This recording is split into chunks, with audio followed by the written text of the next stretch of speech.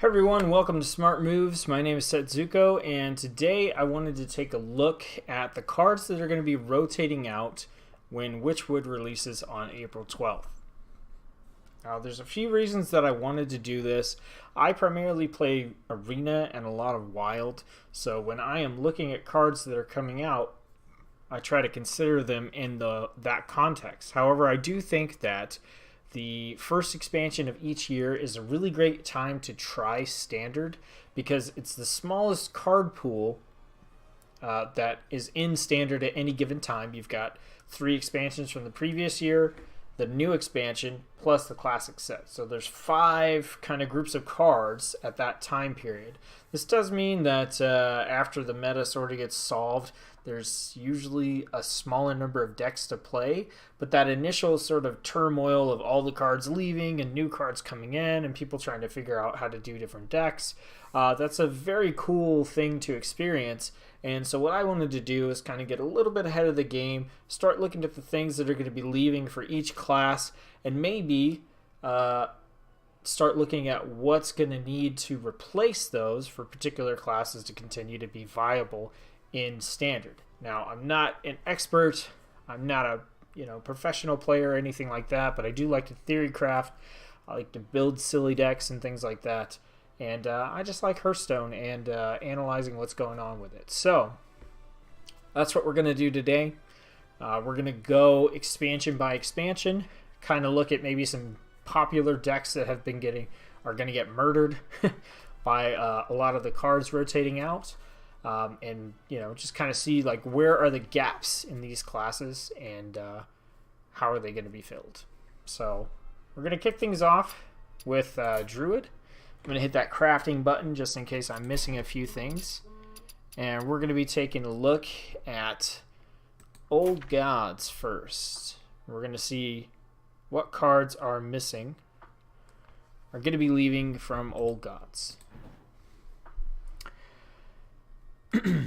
So from Old Gods, the cards that saw some play, Mark of Yasharaj is going away. That's I think this card going away is a fairly big deal. Beast Druid hasn't been a thing for a while, but this is just a good buff plus card draw. It's always been a really solid card.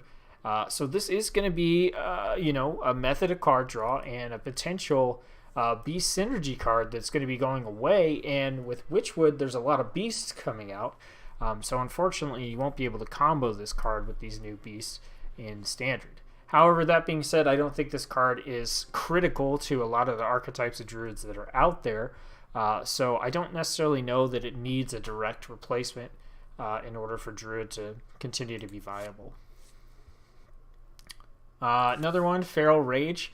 This has been a great flex card. Being able to get that attack or armor as needed has been pretty good. It's a lot of times it's been used for the armor to continue to build up towards whatever you're ramping to or to survive fatigue. Really cool card, and I'd be interested to see how many, if any, Choose One cards we're going to be getting in the Witchwood. Fangel Staghelm has seen some play in the past. He hasn't been particularly relevant lately because the Choose One cards that have been coming out haven't been too powerful, and we also got Branching Paths recently, which doesn't work with Fangel Staghelm. I think if it had, he probably would have remained relevant. I don't think we need a direct replacement for him. He's just a cool card going to Wild. And Mire Keeper has been used in Ramp Druid and has also been used in Token Druid, so it's been used in both of those. However, Druid still has good ways to ramp. I know in my deck, my Recruit Druid, I don't even use Mire Keeper to ramp because I don't want to form on a 3/3, and I've been able to ramp pretty consistently easily without using Mire Keeper. The token generation, there are other decent ways to generate tokens. The perk to Mire Keeper was that you had the flexibility to do either or as needed. I do think that this is going to possibly cause a gap with some of the ramp when you start looking at some of the other cards that are rotating out So I'll be interested to see if Druid gets another ramp card or some other way to ramp, or if Blizzard is going to kind of move Druids away from ramping in this next year.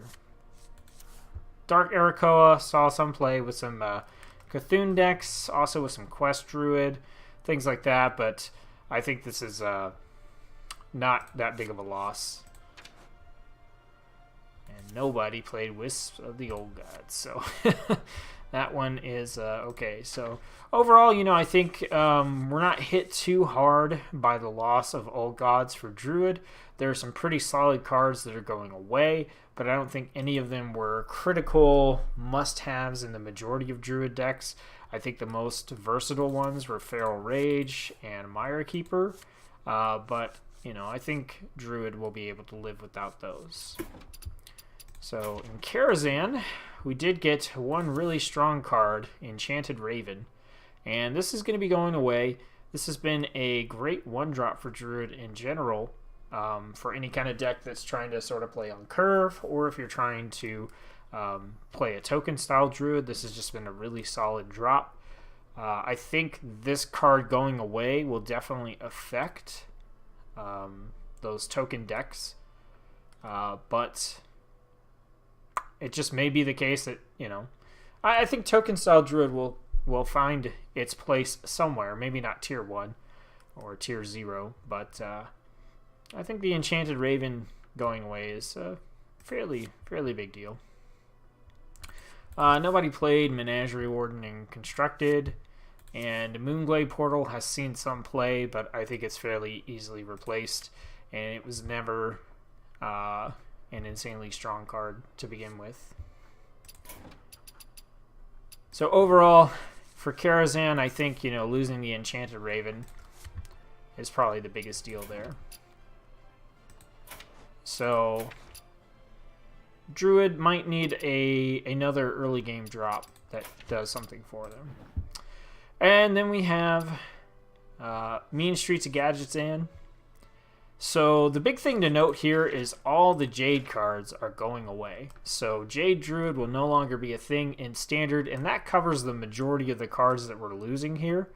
And I think that for the most part, these Jade cards were really only seen in Jade decks. You could throw in Jade Idol for like a Fatigue Druid, but I think losing the archetype as a whole, I don't think it hits as hard, because when the archetype dies, all the cards associated with it, you don't really care that they're gone anymore. However, Mark of the Lotus has been a generically good card for Token Druid. And losing this card means you're losing one of your strongest board buffing cards, spells. And I think that this is going to hit Token Druid pretty hard. And without some kind of buff or a similar card replacing this one, I think that's severely going to affect the power level of those decks. Not so great in a lot of other Druids, because you might be trying to ramp up to a big minion, and throwing a +1/+1 on that minion is not that big of a deal. But for aggro or Token Druid especially, that's a hard hit to take. And then the other card going away that is quite a big deal is Kuhn the Forgotten King. This card has been used in a lot of different combo Druids, OTK Druids. It's just been a very good card because you play it on 10, and generally you're going to refresh your mana crystals, so it's kind of a free 7/7 that allows you to play things after it. But you did always have the option to gain 10 armor, and sometimes that was the difference between winning or losing. So I think Druid getting another big, powerful, legendary minion, or maybe a strong epic minion, is going to kind of be necessary to keep them going at that top end. Because if we look at what we're left with in Ungoro, what do we have in here that's getting played a lot? Earthen Scales maybe for some armor gain. Sometimes Tortrolling Forager is played, but mostly just in Quest Druid, which really isn't a thing.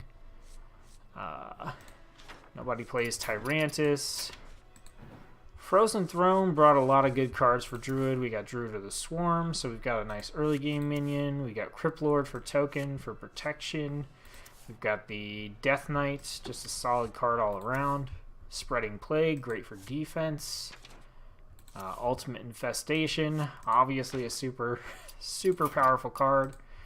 And then in Kobolds, we got some good removal tools with Jasper Spellstone. We got flexibility with Branching Paths. Some cool Recruit Druid mechanics with Oaken Summons. So I think, you know, for everything that we're losing here, Token Druid, definitely Mark of the Lotus is going to affect Token Druid. Coon is going to affect combo Druids. The loss of all the Jade stuff just kills that archetype. Karazhan, once again, Token Druid.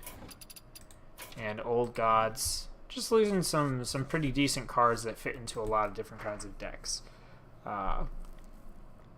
So maybe a few buffs, maybe some more ways to ramp, some more stuff for Token Druid, and a big powerful minion or so.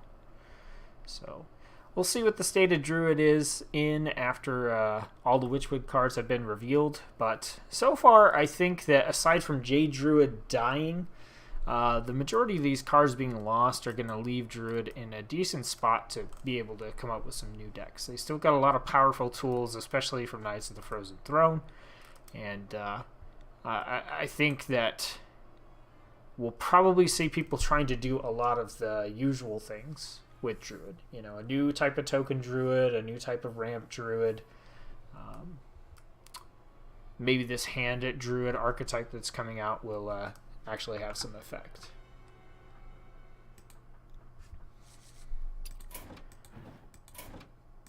Alright, well that is it for Druid. Next up, we're going to talk about Hunter. So, Hunter, I think, is getting hit really hard by this rotation. We're going to see several cards that have been core to Hunter just get totally wrecked. So, if we start out looking at All Gods, we've got Fiery Bat going away.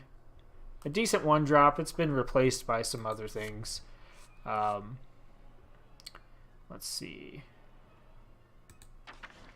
The Infested Wolf has been a popular 4-drop for a while. The 3/3 with the 2/1/1 spiders.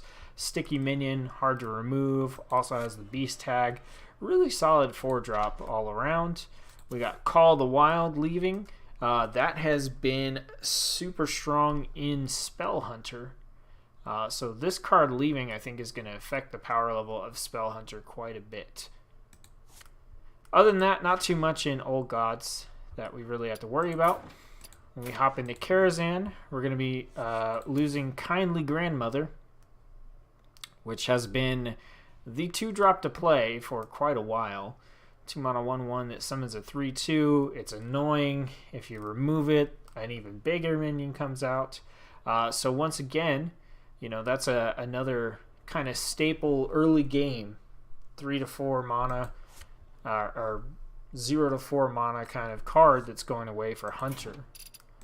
And then Gadgetzan, we're losing Alley Cat. That's been the 1-drop to go to. Even more so, this is the one that kind of replaced Fiery Bat for sure. Dropping that 1/1 and getting a second 1/1. You know, that gives you more buff targets, so it's a little stickier on board. We're losing Rat Pack, which was a great way to generate Beast for quite a while.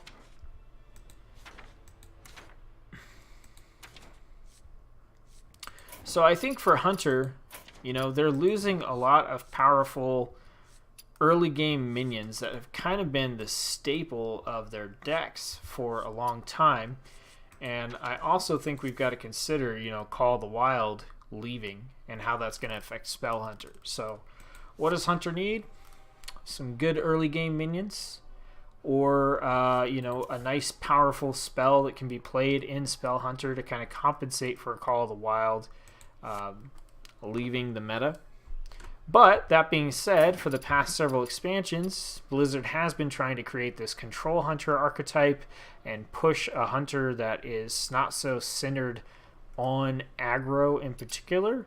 So if we look at Ungoro, you know, we've still got the Jeweled Macaw, right? That's a solid 1-drop. We've got the Crackling Razor Maw, great 2-drop. Let's see. Out in Frozen Throne, Bear Shark is not the worst card in the world. But we've got cards like Six Tracker, a combo-oriented card. We've got the Death Knight for Hunter, generating value in a more slower control style matchup. And then for Kobolds and Catacombs, we got our Candle Shot, Flanking Strike, got our Spellstone. But it'll be interesting to see what Blizzard does. It'll be interesting to see if they continue to push this type of slower, more mid-range or control hunter, moving away from having these really powerful early game minions. I know that generally Blizzard's philosophy for the past year or so has been, don't print overpowered 1 and 2 drops in terms of stats. Have them do something that makes a difference. As we can see with Jeweled Macaw, it's just a 1-mana 1/1, but it has a nice battle cry of adding a random beast to your hand. So it's not crazy overpowered when you drop it on board, but it does provide a lot of benefit for you. Or the Crackling Razor Maw, which is just a raptor, 2-mana 3/2, but it's got a nice conditional battle cry on it as well.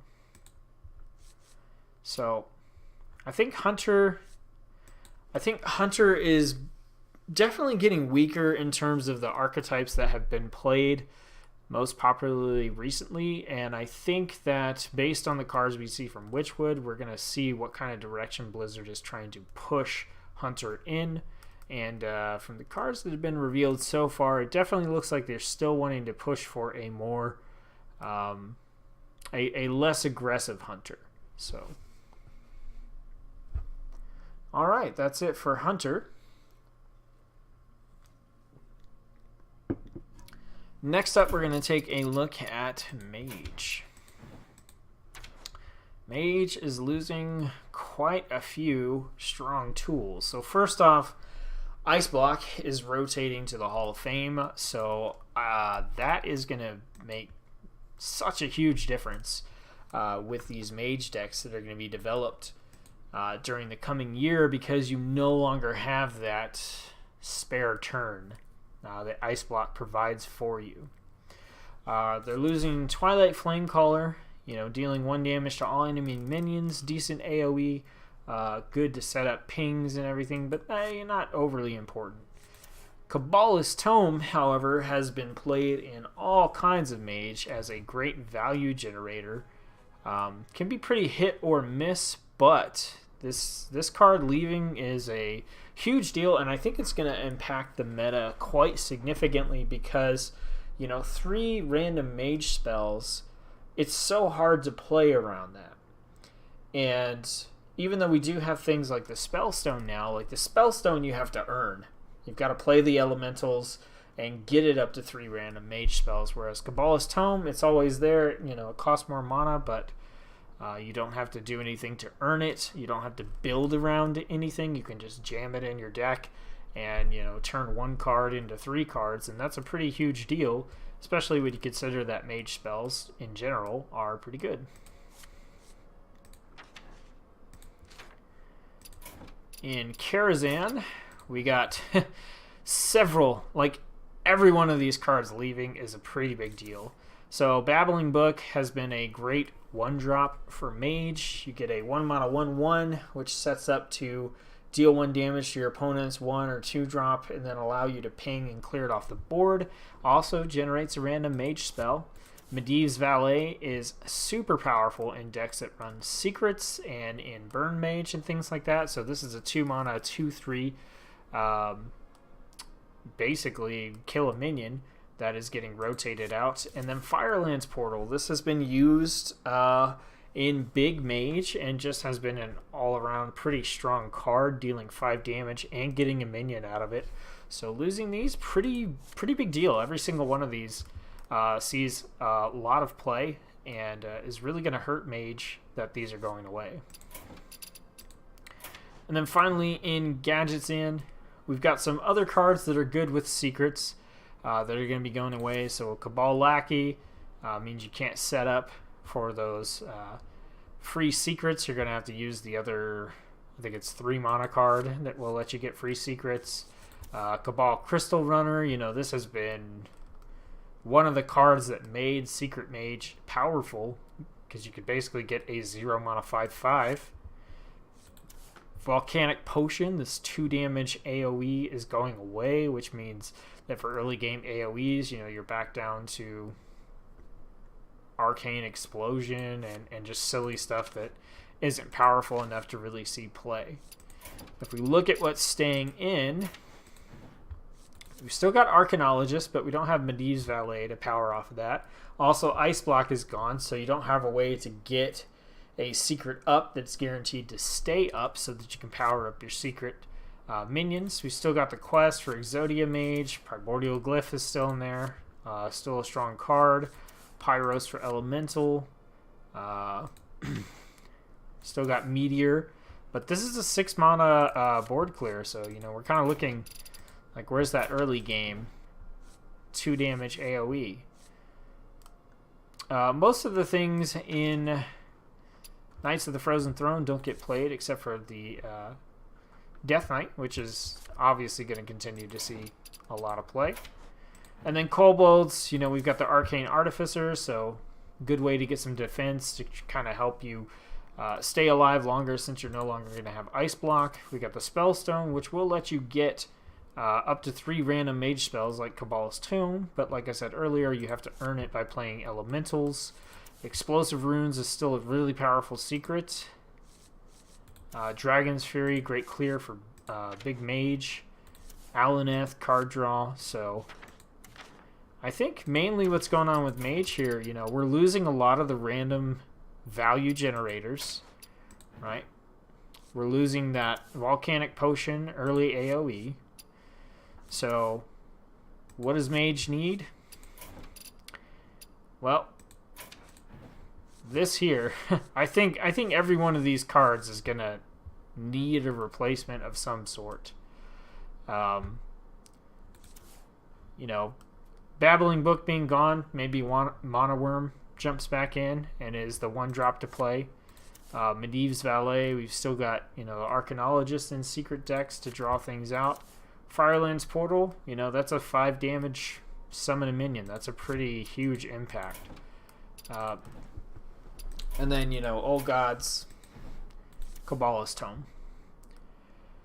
So Mage is losing a lot of ways to generate value from the cards that they play. So I think that, you know, we're going to see a different type of Mage if Blizzard doesn't continue to add in more random Mage stuff. Like this card will generate these cards.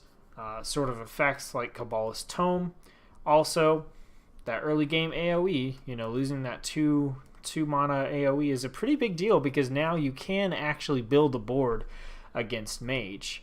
It's going to be more like it was several years ago where you're mainly worried about Flame Strike in terms of Mage cards, right?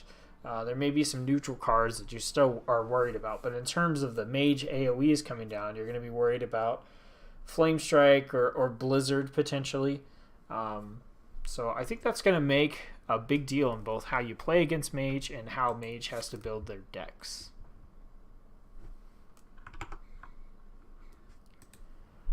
Okay, next up we're going to talk about Paladins, starting in Old Gods again. Divine Strength has seen some play in Token Paladin and Buff Paladin. But we're getting an Echo version of this card, so if it's really that important, I think the Echo version will just replace that. Vilefin Inquisitor, this is fairly big for Murloc Paladin, losing this card. Now when you hit your hero power, it's just going to be a dude instead of a Murloc, which is going to lower the power of your Murloc Paladin synergies quite a bit.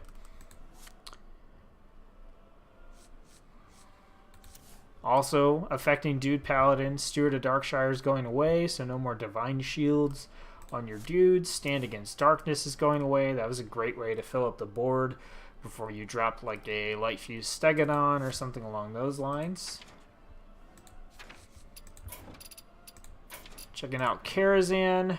We're not losing too much here that really gets played and constructed, although it is notable that Nightbane Templar is going away, and this is one of the few Paladin cards still in Standard that actually cares about dragons, and we've already seen a card revealed that cares about dragons. So this going away will affect the viability of that deck type in Standard. And then gadgets in, you know, we're losing our hand buff stuff, Getaway Kodo,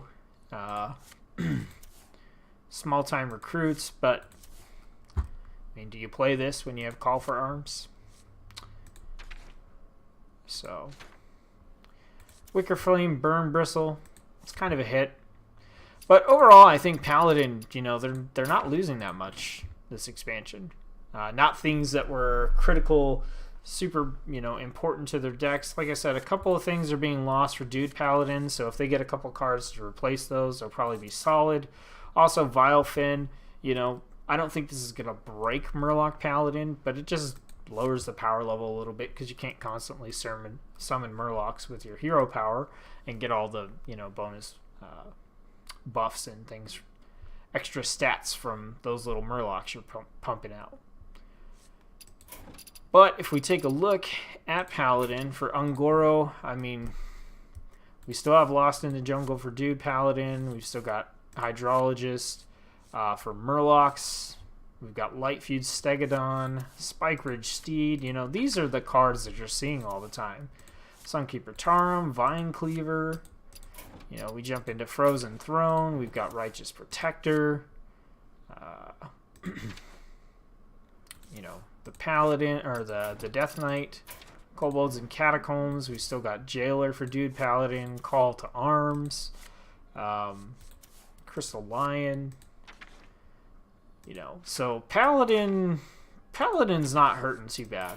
I think Paladin decks aren't going to change too much. If they do, it's going to be based on whatever sort of new archetype Blizzard wants to create for the upcoming year.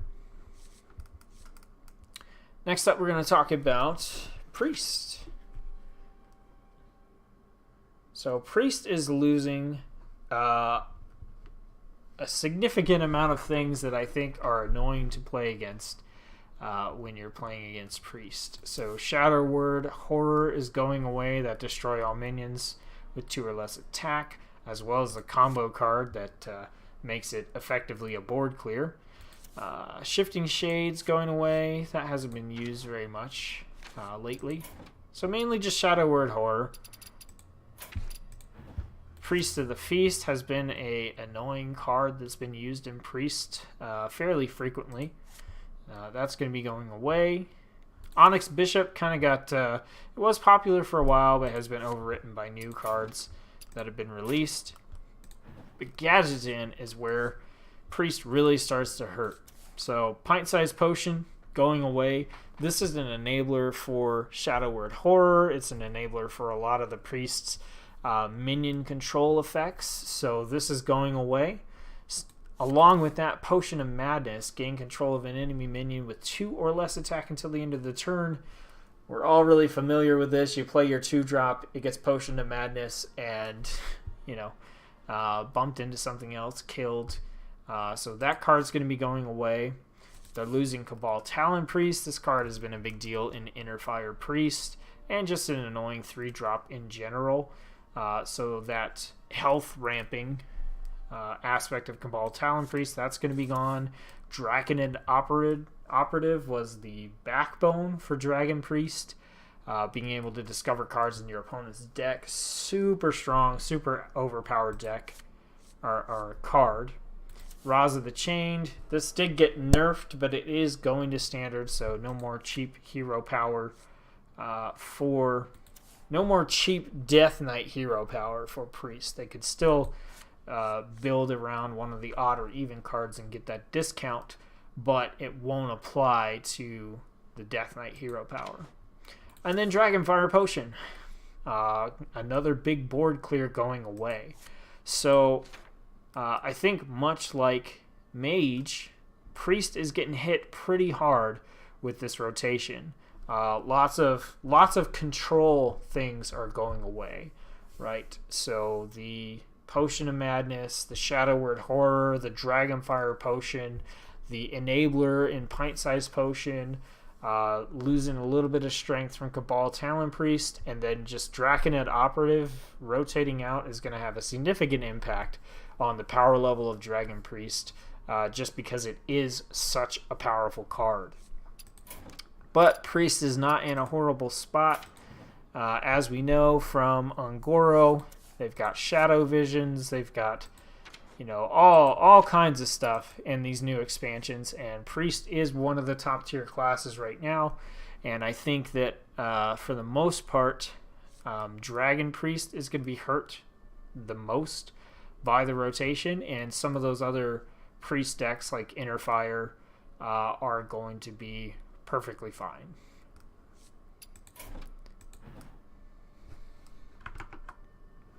Okay.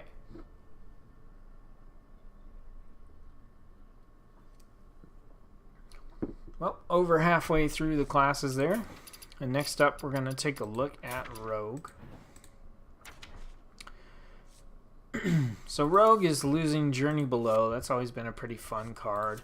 They're losing Undercity Huckster, Shadow Strike, you know, some removal tools, some value generating cards. Shadowcaster is going away. That's been always a fun card that's seen a lot more play now that there are minions that it is worth using on. But not too big of a deal there. For Karazhan, Swashbuckler's going away. That's been a good one drop for Rogue for quite a while. 1/1, generate some value. And Gadget's in. So obviously all the Jade stuff is going away. We're losing Counterfeit Coin, which has been a great combo enabler. And that is pretty much it. I think, you know, overall, Rogue tends to not get a ton of overpowered, super important cards, just because their base set is so strong. But I think the loss of Counterfeit Coin is definitely going to affect some Miracle and Combo Priests. And then also we are losing a lot of the Burgle effects. So we've already seen a few cards revealed that have to do with Burgle effects, and we're losing some of the ways to enable those cards.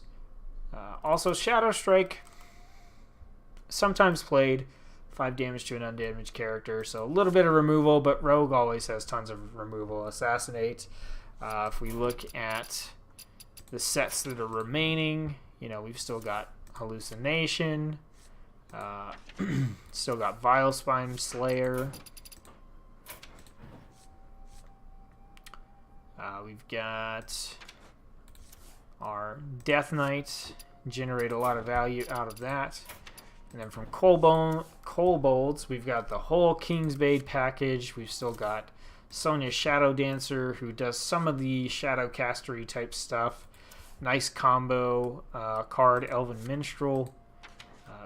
You know, more removal with the Spellstone, and then, you know, Faldori Strider. So I think Rogue is not getting hit too hard, but I think that's mainly just because they don't get a ton of overpowered cards for most expansions.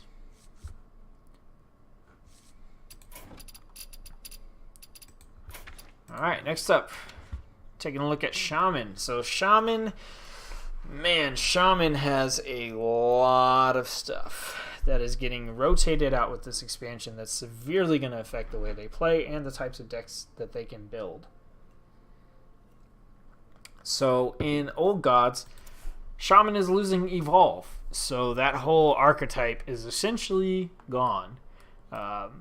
You know, we speculated that that's probably the reason why Shaman got a new hero, because, you know, Thrall's ability evolves your minions. We're losing Evolve, and that's a pretty big deal. So that entire type of, doppelganger, evolve, shaman type stuff is definitely gone. 4 mana 7/7 is finally gone. Flame Breathe Faceless, so they're losing that really powerful turn 4 play. Severely hard to remove. Thing from Below, getting that cheap taunt out for Shaman, that's going away. Karazhan, we're losing Maelstrom Portal. Also losing Spirit Claws, Decent early game clear. Get you a random minion. This has been a 2 mana 3/3 pretty consistently, although it did get nerfed. And then Gadgetzan. So Devolve is going away. That's been a sort of AoE, not removal, but sort of like a removal for Shaman. All the Jade Shaman stuff is going away, so that's no longer a thing. And I think that's a pretty big deal.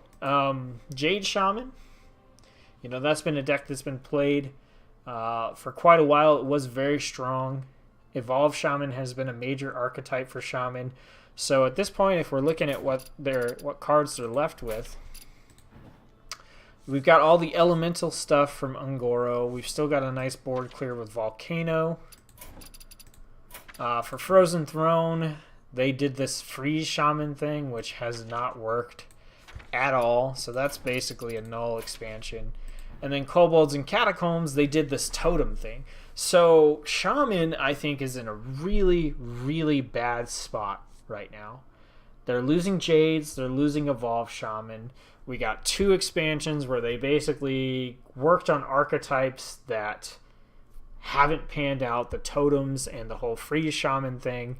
And then the kind of strongest contender, with Elemental Shaman, also hasn't been a top tier sort of deck lately and probably needs some help. So, for Shaman, we're looking for entirely new archetypes because at the moment it doesn't look like they really have anything that's super competitive or will get them to be anywhere close to a top tier class. So they definitely need a lot of work. I think, Hagatha coming in as a hero card. Some of the cards we've seen so far have looked decent, but they don't look like they're creating or enabling a new archetype yet. So definitely want to see what the full scale, all the cards being released for Shaman are going to be, because definitely is going to be a huge shakeup for Shamans.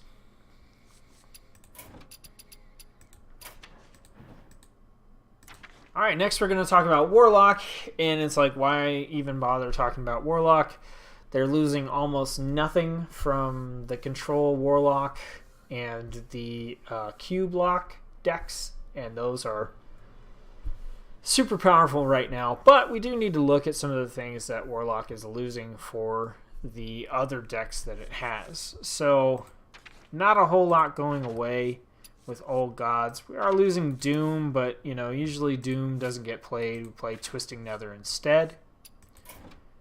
Darkshire Councilman is going away for Zulok. That's not really a thing right now. Karazhan, losing some discard stuff. Not too big of a deal. And then Gadgetzan, we are losing Blast Crystal Potion, which is a hard removal for Warlock. Fellfire Potion, big board clear. Abyssal Enforcer, another big board clear.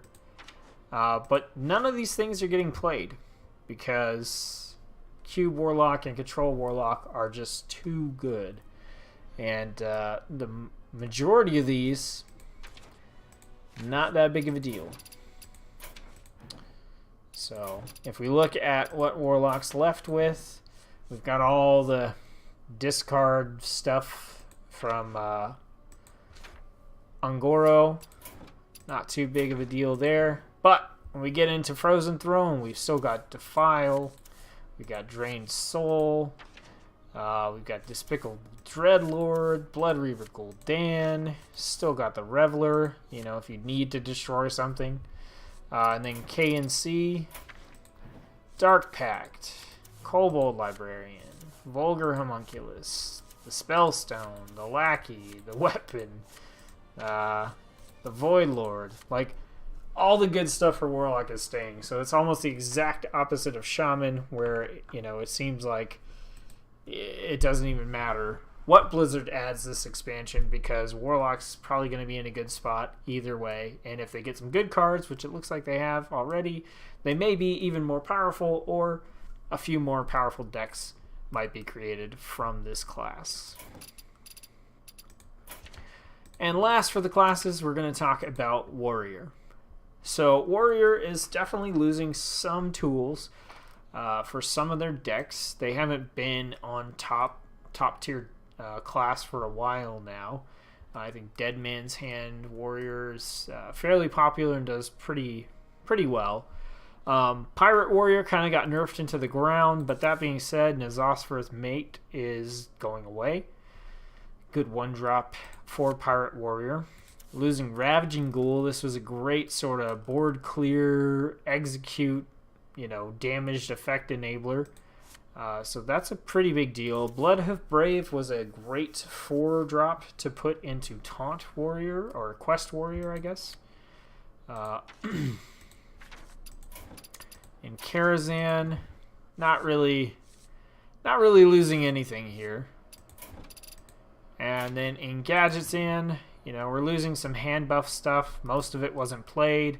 I think the big deal here is Sleep with the Fishes. This has been a nice board clear for Warriors in combination with Whirlwind or Ravaging Ghoul or anything like that. And then Alley Armorsmith has been played in Quest Warrior as a great way to generate some armor and also protect your face and get that taunt minion out to complete your quest. So not too much that's going away. I think the biggest deal is Sleep with the Fishes, so Warrior is definitely going to need some more board clears. They do have really powerful board clear in Brawl, which is always there, but as we've seen, Brawl doesn't always get the job done, and so Sleep with the Fishes has had a significant impact on the viability of Warrior as a class as a whole. If we look at what they've got staying, we've still got the whole quest package for Warrior from Ungoro. For Frozen Throne, you know, we've got all of our Dead Man's Hand kind of package, so, you know, I don't think that deck is really going anywhere. We've still got Blood Razor, which is a great damage minion enabler, as well as the Death Knight, which sees play in the Dead Man's Hand Warrior, but outside of that hasn't been seeing much play. And then in Kobolds, we've got all the Recruit Warrior, weird armor stuff. So I think really what Warrior needs out of the Witchwood expansion, or the expansions coming up, is just more support for some of these decks, because they seem like they have a lot of good cards, but the packages don't mix well together, and they don't create a strong, viable deck. For example, you've got the I'm a warrior who cares about building armor so that I have a high armor value and can do stuff with it, like use Geosculptor Yip to generate minions, but then you also have the warrior who wants to build armor so that they can spend it by using Bladed Gauntlet or using Reckless Flurry, and those don't really fit well together. Then you've got the Recruit Warrior, which still needs to be filled out. They kind of missed on the Spellstone for Warrior. So it's like, you know, Warrior has a okay mix of cards, but they're just not coming together in a good way to create cohesive decks that are also strong and competitive. So I think mainly what they need, and we're seeing it, they're pushing a Rush archetype for Warrior in Witchwood, and we'll see if that becomes a thing. And with so many cards being dedicated to the Rush mechanic, you kind of have to wonder if those cards are going to help support some of these other cards, or if because they're so specific with the whole Rush theme, they won't fit in anywhere else, and we'll end up in a similar situation where maybe only Rush Warrior or like Dead Man's Hand are the only viable decks. Who knows? You know, we'll see. And finally, we're going to take a look at the neutral minions that we're losing with this rotation. So Bilefin Tidehunter, if you're playing a Murloc deck, this has always been a pretty solid one to slam in there. So Murloc decks are going to take a little bit of a hit there. All the Cthulhu stuff is going away. Let's see. Eater of Secrets is gone. You can now build your secret decks without fear. But Ice Block is going away, so yeah. Not that Mage is the only class with secrets, I know.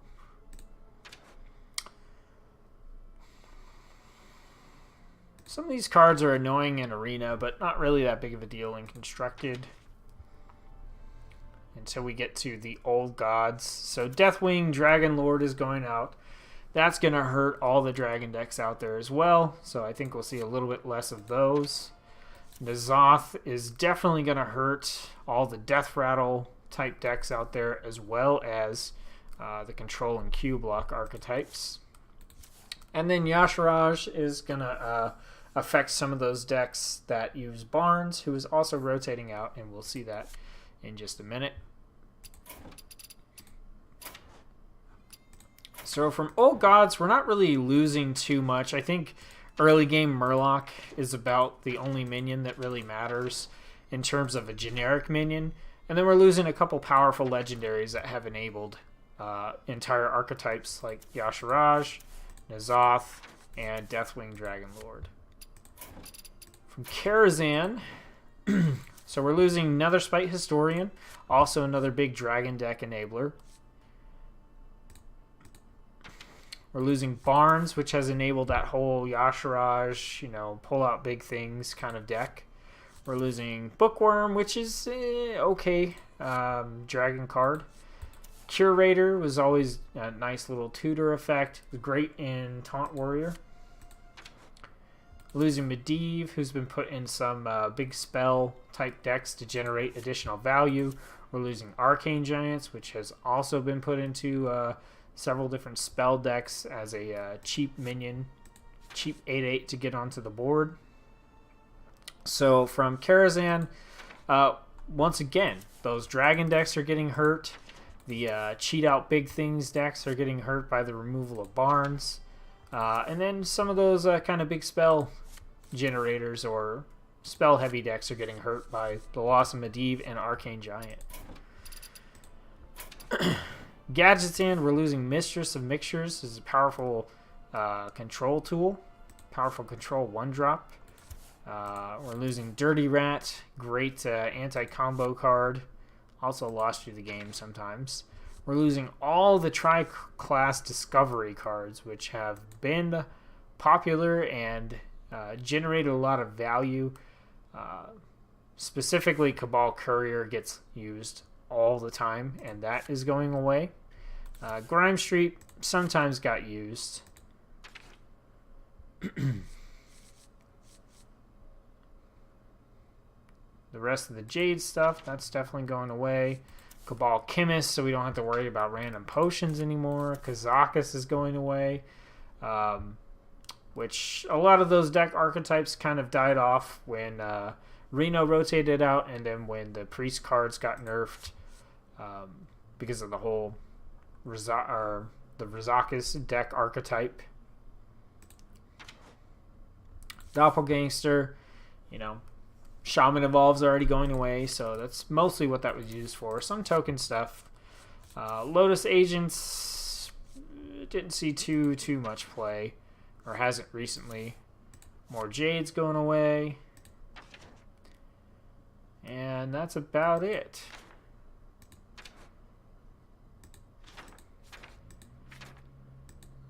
So yeah, we're losing Jades, we're losing the tri-class cards. We're losing some of the powerful Reno-style cards, a couple of control things, a couple of anti-combo things. But overall, I think that the minion pool, what we're losing from it is not that big of a deal if you're looking at the cards that are not legendary. I think the loss of some of these legendary cards is significantly going to affect the meta. Just losing a couple of enablers for the dragon decks, a couple of enablers for the kind of pull out big stuff decks, and then also losing to Zoth. Those are going to have a significant impact. But we're not losing a lot of really strong cards that are getting played, on curve. A lot of those powerful things, like if we look at Ungoro, we still got our Fireflies for token generators. We got our Gastropods for taunts. We got plenty of early game stuff that's still here. We've got Stonehill Defenders and Tar Creepers that are sticking around. If we look at Frozen Throne, not as many good early game neutrals in that one. But yeah, I think all around we still have a nice, decent card pool of things.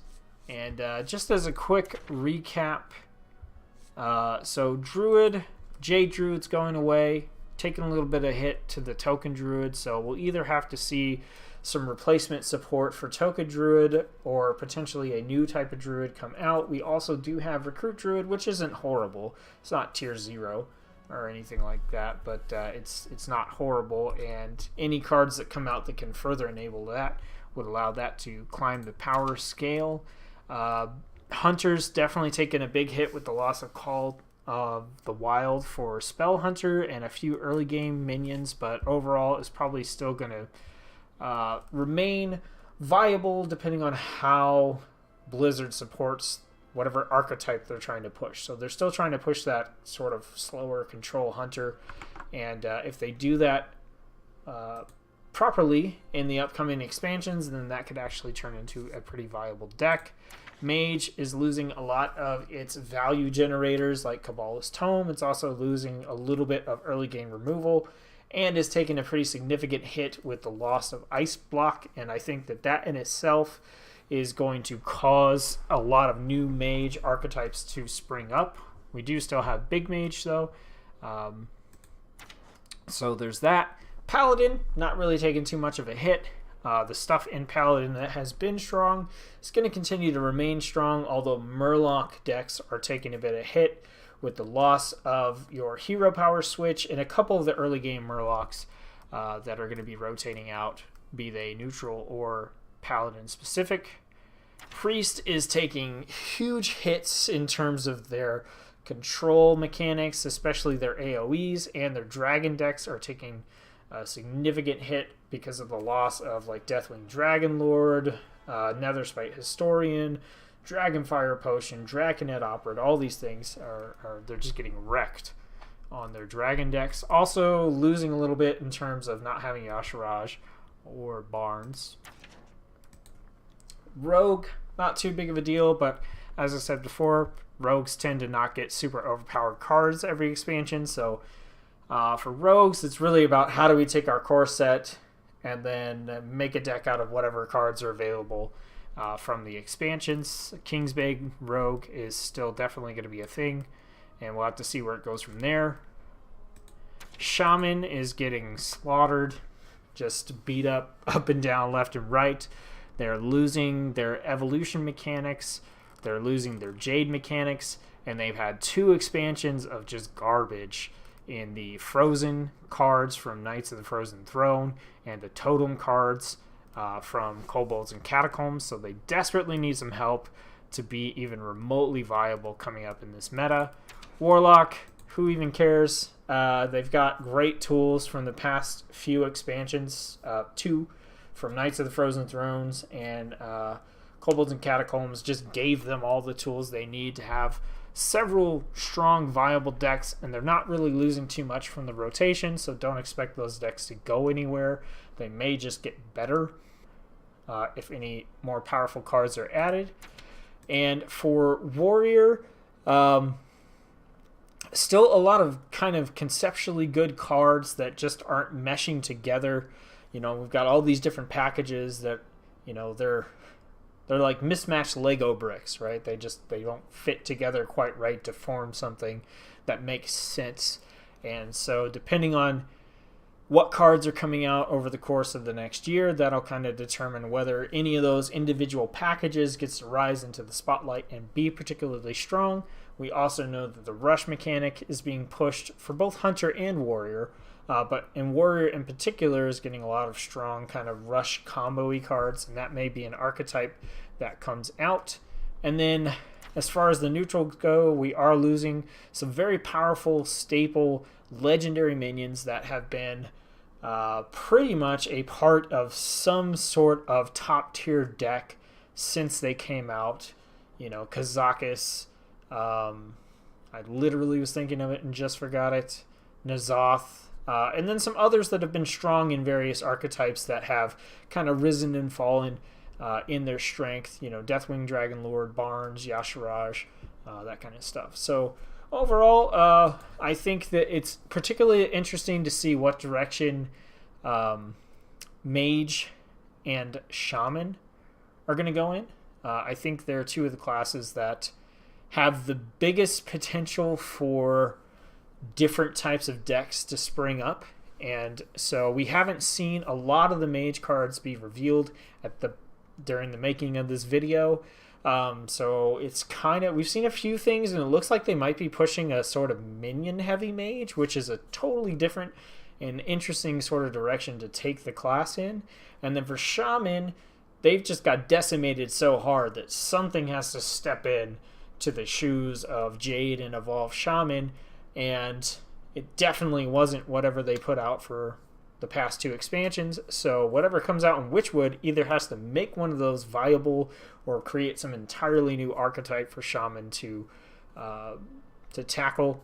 And I'm really interested to see how that plays out, because as of right now, the cards that they've seen haven't been cards that look like they'll define an archetype. I think the exception to that might be Hagatha with the whole play a minion, generate a spell. That could be a thing. It could turn into an archetype, but we'll have to see. Also with Witchwood, we know we've got these odd and even decks coming out, where if you have an even deck, you get a reduction on your hero power cost, I believe. Or it might be the other way around. Either way, one of the decks you get a reduction in your hero power cost, so you can use a 1 mana hero power, which could potentially be good.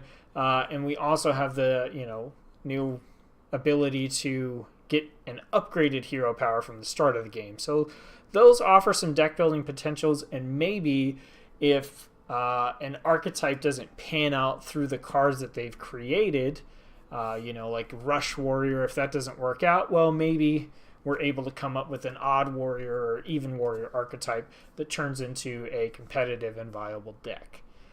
So that's the end of my kind of analysis of what's going on with the rotation. My thoughts on the matter, like I said, I'm not a pro, I'm not a professional. I just like to look at Hearthstone and kind of analyze what's going on and make predictions and have fun doing that.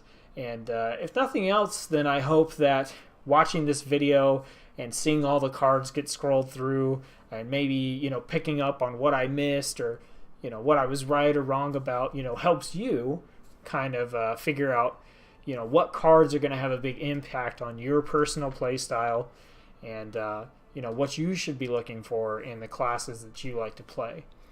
That being said, I'm going to go through real quick, and I want to do a kind of highlight of some of my favorite cards from these expansions.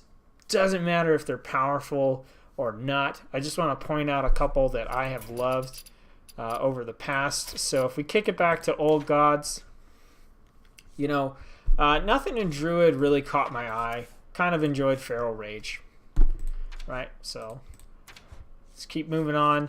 Hunter, not too crazy about anything in Hunter. Same with Mage. Nothing in Paladin. I never got Ragnaros Light Lord, or maybe I would have liked him. Priest. Nothing. It's like horrible, right? So Rogue. Rogue had a lot of cards in this expansion, Old Gods, that I quite enjoyed. I really liked Journey Below when it first came out. It was a fun, discovering a death rattle. This is when Discover was still pretty new. We had League of Explorers, and then they kind of followed up and they were like, oh, we're still doing Discover stuff. So Discover a Death Rattle was really nice. And also, I didn't get Zero Poison Mine. I didn't get Aya. So being able to discover those cards through Journey Below was really fun and really interesting. Later on in the cycle of Rogue, I started to play with Shadowcaster a lot. I was using Shadowcaster quite a bit when Ungoro came out. I had a deck where I would just use like Stealth Pandas and things like that and create copies and buff, and it was a lot of fun. This was a card that I looked at and was like, and then it actually ended up really creating some of the most fun and memorable decks for me, just through the ability of getting that 1/1 copy of being able to do some pretty cool stuff. For Shaman, Evolve is obviously cool, right? When they came out with this effect, it was just really neat to see that, and I had a lot of fun playing with that card. For Warlock, at this point, I hadn't played a lot of Warlock. I had always wanted to play Demon Warlock, and it was just really hard to do. I did think Renounce Darkness was super cool in concept, but it ended up not working out super well. So that's unfortunate. It's still a cool card to just meme with. And then for Warrior, most of these cards I didn't end up playing. A couple of them I ended up using later on. Bloodhoof Brave I eventually put into some Quest Warrior decks, and I do like to do a high armor Cthulhu deck every now and again, and Ancient Shield Bearer is pretty fun for that. Neutrals, I like the Cthulhu package, which we'll get to Cthulhu in a minute. Eater of Secrets, I hated this card when it came out because I played a Secret Mage. Not a lot of people were playing like a full-on Secrets Mage at the time, and Eater of Secrets came out right around the sort of peak of when I was like, yeah, I really like this deck, I'm having a lot of fun, and this card came out, and I just went, no, my whole deck, one of my favorite decks, is totally gone.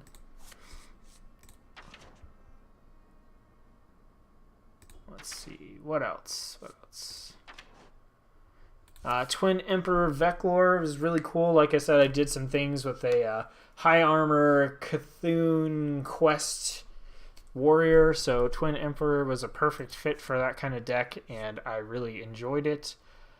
Some of these other cards, I never got N'Zoth, never got Yasharaj or Yogg, so I didn't really get to play with those too much unless I got them off a random card or in Arena or something like that. But they were pretty neat. As far as Karazhan goes, I liked Babbling Book when it first came out. Medivh's Valet was awesome because I was playing that Secrets Mage deck around the time that this came out. Firelands Portal was one of the cooler portals by far. I also like Silver Moon Portal just because, buff plus random summoning was pretty neat. Swashbuckler, another cool random card generation. I really liked these sort of not powerful on board but cool effect value generating 1-drops when they came out. I tried so hard when Protect the King came out. Like, I've been trying to play Taunt Warrior because I liked it. I played it a cool defender deck back when I played Magic the Gathering. I wanted to sort of recreate the feel of that, and so I tried it with this and one of the older cards that buffs your taunt minions, and it didn't work, unfortunately. All the dragon cards were cool, but I didn't really play dragon decks too much. I thought Malkazar was pretty interesting because of the adding 5 legendary minions to your deck, but overall, Karazhan, I think it was more about the adventure for me and less about the cards that got added. And then finally, Gadgetzan added some of my favorite cards of all time. I really love the East Asian theme of Mista Pandaria and all that kind of stuff, so the whole Jade faction thing was awesome. To me, I didn't play Jade decks I played a little bit of a Jade Rogue Death Rattle deck, but I just really love the theme, and so there were a lot of cards here that kind of thematically I just really, really enjoyed. None of those were Druid, though. Pretty miss on Hunter.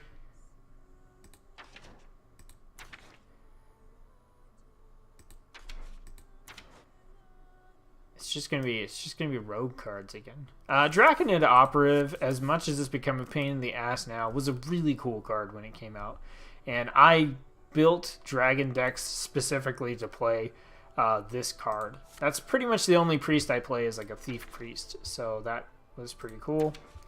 Rogue, so many neat, cool things. Counterfeit Coin was just a cool combo enabler. Jade Shuriken, I love the effect throwing the shurikens out, and you know, I didn't really care too much about the Jade Golem, but that was cool. This was the set that enabled the whole like stealth rogue thing that I was doing. We had the Jade Swarmer, where you could get that Jade Golem, the Shadow Sensei buffing a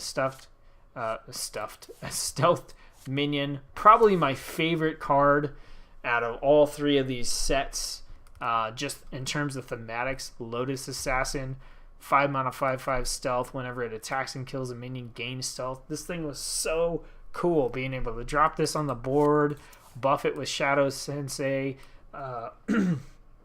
use Shadowcaster to get another Shadow Sensei, and then put another buff on this guy.